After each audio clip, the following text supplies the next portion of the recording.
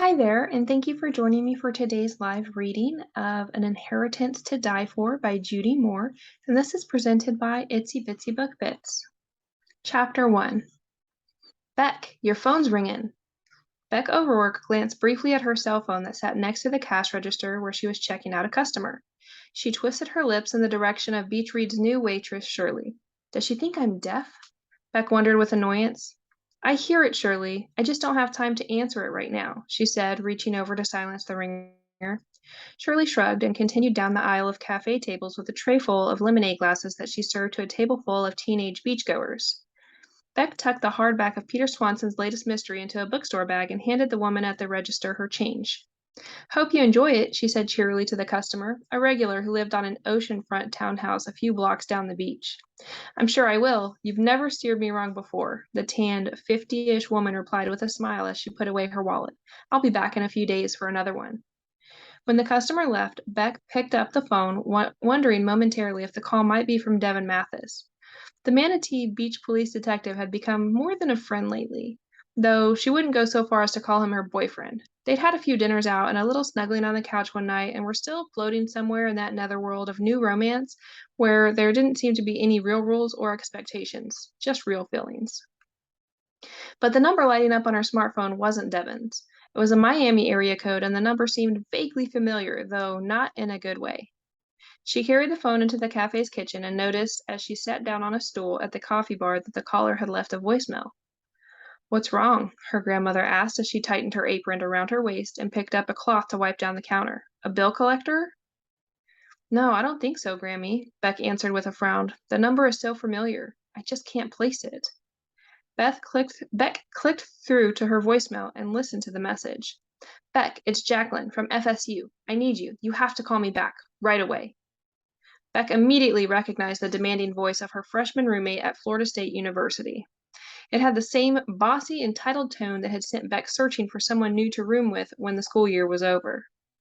She realized she was frowning at her phone when she noticed the puzzled gaze on her grandmother's face. Who was it, Beck? Jacqueline Greene, my freshman roommate at FSU. It didn't take Grammy long to remember exactly who she was talking about. Isn't she the one who used to pay you to clean her room? Beck nodded and pursed her lips. And do her laundry and her shopping. She even tried to pay me to do her homework, but I put my foot down there. Beck had been so excited to meet her new roommate when she arrived on the campus. She'd hoped the girl might turn into her new best friend. But from the start, Jacqueline treated Beck like she was her maid. Jacqueline had been incredibly lazy and sloppy, never hung up her clothes, never washed her dishes, never made her bed. She had had a nanny her whole life who did everything for her, and she didn't know how to, or didn't want to, do the simplest household chores. And her roommate had no boundaries, absolutely none at all. If she ran out of shampoo or toothpaste, she just used Beck's without asking. And if any of Beck's food left in their tiny college refrigerator was fair game for Jacqueline. Beck was no neatnik, especially back then, but Jacqueline's messes piled up to the point that Beck couldn't stand it anymore. She finally started cleaning up after her. It took about a month of that before Beck, so naive and shy when she was younger, finally got up the gumption to confront her roommate. Jacqueline didn't seem at all surprised by Beck's outburst and offered a quick solution. She'd pay Beck to clean up the room and run errands for her.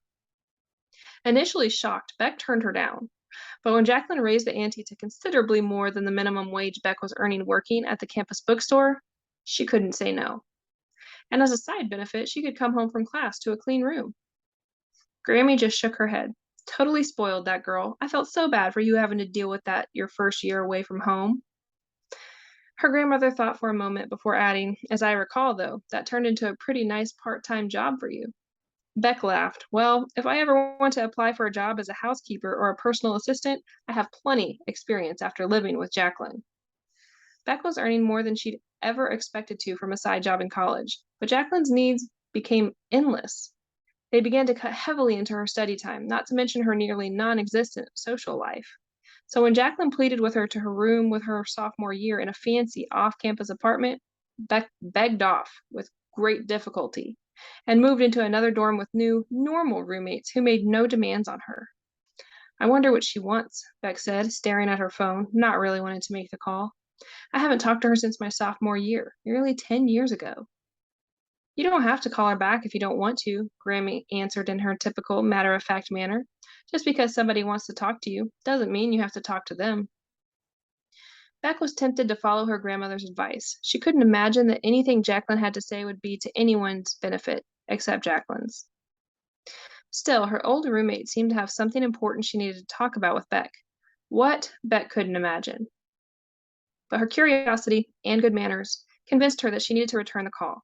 She picked up her phone and hopped down off the stool, nearly stepping on the family's pet Great Dane, Coquina. The big gray dog jumped to her feet. "I'm sorry, girl," Beck said, reaching down to pet the large dog's head. "I didn't see you down there." With the Great Dane by her side, Beck walked to her office in the back of the bookstore. She passed Shirley along the way, who was whistling a tune Beck couldn't place as she headed into the kitchen with a tub full of dirty coffee cups. Coquina sped past Beck into the tiny office and sprawled across the small tiled floor. Beck had to step over the dog to sit down on the aging leather chair behind her cluttered desk. She took a deep breath and made the call. Chapter 2. Jacqueline picked up on the first ring with what sounded to Beck like a hopeful, "Hello?" "Hi, Jacqueline. It's Beck. I got your call." "Oh, Beck, thank God." Jacqueline's voice reeked of relief and then rebuke. "I thought you'd never call back." Beck frowned and glanced at her watch. It had been exactly 14 minutes since her old roommate had called. Memories from college came flooding back, immediately. Chop, chop. A few times she had even snapped her fingers at Beck. Beck sighed. "How are you, Jacqueline? It's been such a long time. You sounded upset." "Beck, you have to drop everything and come to Miami. I need you." Drop everything and go to Miami? Was she out of her mind? "What's going on, Jacqueline?" Her freshman roommate sniffled into the phone, and Beck could tell she was crying. "It's my father," she choked. "He's been murdered." Of all the reasons Beck imagined Jacqueline might be calling, her father's death certainly wasn't one of them. She remembered Mr. Greene well. He was some kind of corporate bigwig in Miami and had come to Tallahassee 3 times during their freshman year on business with the legislature. When he meant getting dressed up and going out to dinner at the best restaurant in Tallahassee, he always insisted that Jacqueline bring her along. Mr. Greene was a handsome man, tall with salt and pepper hair, always impeccably dressed in what Beck figured were the most expensive of suits. When she first met him, she felt totally intimidated. He exuded confidence and success. But he was so kind to her, so down to earth and easy to talk to, so interested in everything she had to say. Beck remembered wondering how he'd ever had a daughter like Jacqueline. Beck gasped and felt a lump grow in her throat. She couldn't speak for a second. "Oh no, Jacqueline, what happened?" Her old roommate was sobbing now. Beck remembered the way Jacqueline had always put her father on such a pedestal. Her parents divorced when she was young and she'd been raised by her mother, but it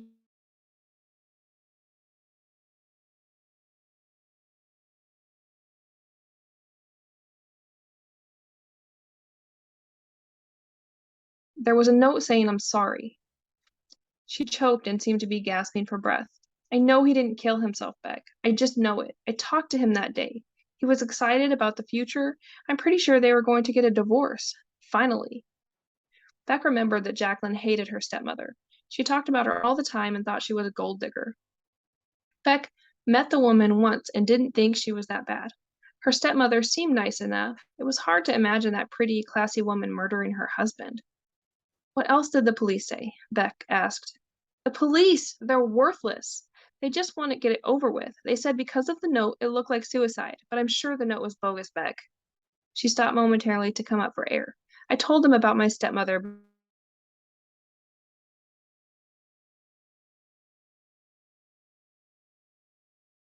It was all over the news. You're like the star detective now." She paused. "Honestly, I couldn't believe it was you, especially after you bombed out of criminology and all that." Breath. Leave it to Jacqueline to remind her of one of the worst experiences of her life. She should have known Jacqueline wouldn't be able to give her a compliment without including some kind of dig. "That was a long time ago, Jacqueline," Beck said, cringing at the memory. She'd totally embarrassed herself by forgetting every word of an oral presentation in one of her first criminology courses. So why So shy when she was a teenager, Beck was intimidated by the jocks and frat boys who dominated the college's criminology classes back then. She changed her major to English, despite a lifelong dream of becoming a detective. In a weak moment, Beck had made the mistake of confiding what happened to her roommate. I know, Jacqueline said impatiently, but please, Beck, I need you. Can't you come down for a few days? Beck exhaled a long breath. The last thing she felt like doing was spending time with Jacqueline. It was so like her to expect Beck to just drop everything to help her. I'm sorry, Jacqueline, but I own a bookstore here in Manatee Beach with my grandmother. I can't just jump up and leave at the drop of a hat. I have responsibilities. I'll pay you, Jacqueline replied breathlessly, however much you want. That gave Beck pause. Not that she needed the money, not really, though what store owner couldn't use a little more cash flow? But the idea of being paid to do detective work gave her a thrill she didn't expect. She felt her heart rate bolt upwards. To be paid for her expertise in solving crimes was something she'd always dreamed of.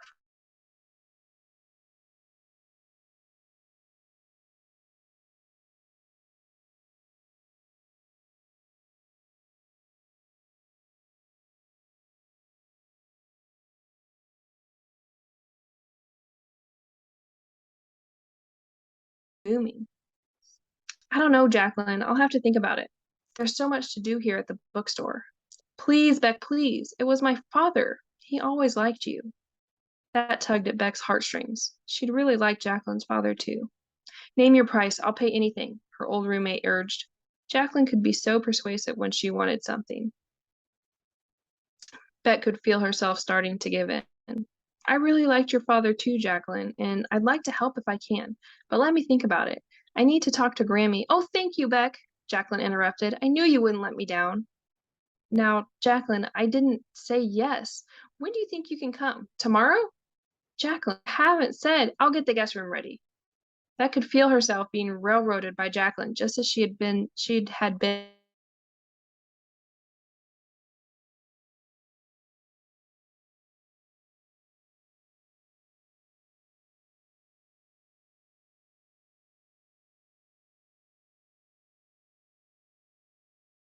I said, Jacqueline, I have responsibilities. I'll talk to my grandmother and see if I can make it happen.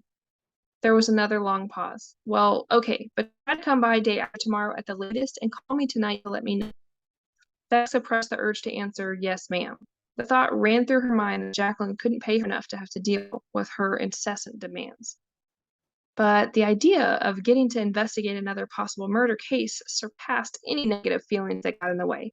She was beginning to think that that was what she lived for.